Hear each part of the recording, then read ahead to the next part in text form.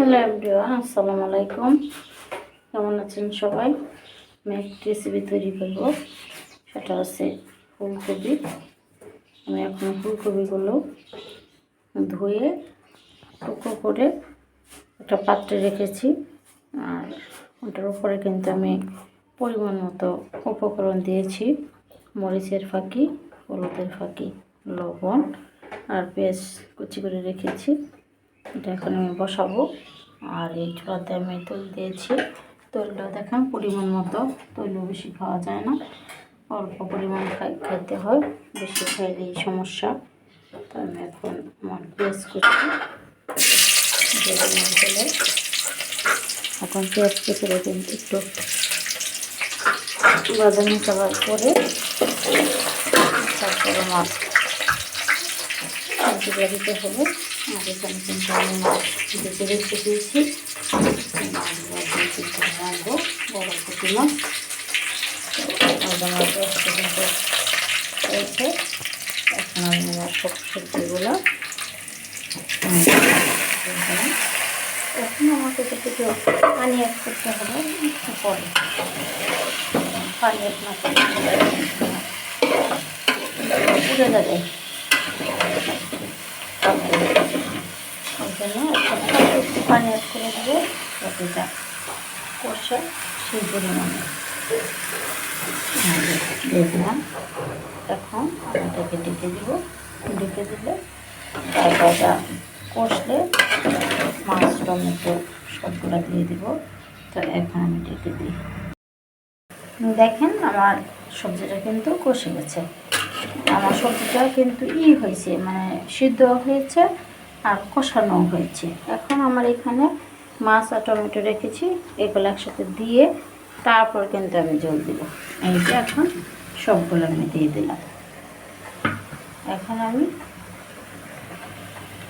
হালকা একটা ফোটানো দিয়ে তারপর আমি এটাকে ডেকে দিব।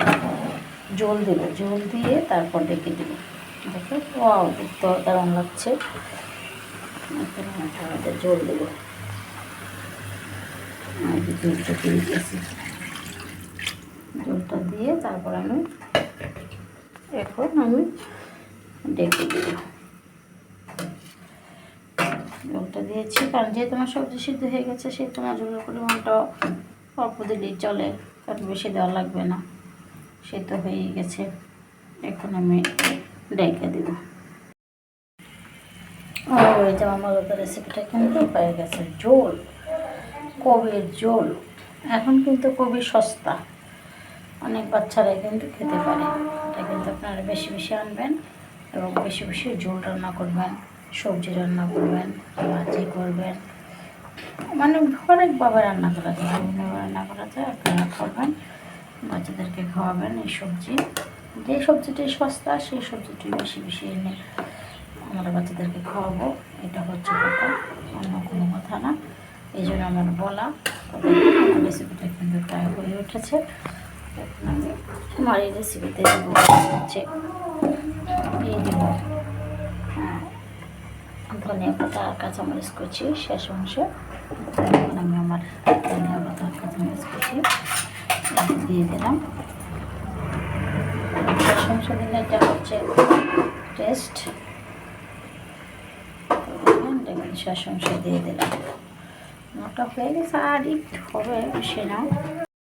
দেখেন বন্ধুগণ, আমার রেসিপিটা কিন্তু হয়ে গেছে। দাদার রেসিপি, মাছের ঝোল, পুঁটি মাছের, কবি দিয়ে, টমেটো দিয়ে। তো এই ঝোল রান্নাটা আপনারাও করবেন। এই রেসিপিটা কিন্তু কারণ টেস্ট বলতে ঝোল খাওয়া আমাদের ভালো। শীতের সকালে কিন্তু বেশি একটা পানি খাওয়া হয় না, সেক্ষেত্রে ঝোলটা খাওয়া হয়।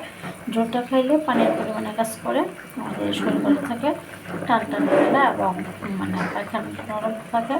এই জন্য আমরা বেশি বেশি ঝোল খাবো আর বেশি বেশি সস্তা যে সবজি হয় সেই সবজিটাকে আনবো, রান্না করবো এবং আমরা বেশি বেশি করে খাবো। তো আপনারা সবাই রান্না করবেন আমার মতো করে এবং বেশি বেশি করে খাবেন। তো সবাই ভালো থাকবেন, সবাইকে ধন্যবাদ।